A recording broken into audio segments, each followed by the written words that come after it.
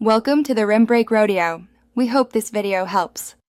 You start by preparing the environment so Jupyter behaves predictably. Install Python 3.8 or newer, then create a virtual env and activate it. This isolates packages. Once active, install Jupyter Lab or Notebook with pip because that gives you a browser-based IDE. Make sure your path uses the env Python. Finally, run python m ipykernel install username equals env to register the kernel. This makes notebooks use the right interpreter. Now you launch Jupyter and pick an interface. Run Jupyter Lab for the modern layout or Jupyter Notebook if you prefer classic. Include no browser on headless systems. Once the server prints the URL and token, open it in your browser and create a new Python kernel notebook.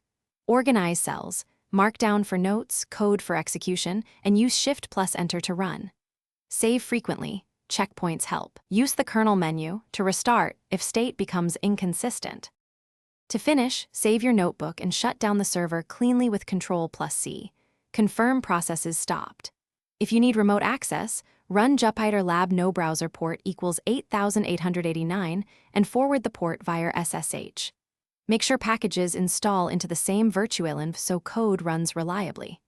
If the kernel won't start, check that the ipykernel matches your Python version, reinstall it, and confirm path. One key tip: restart the kernel after package installs to avoid stale imports.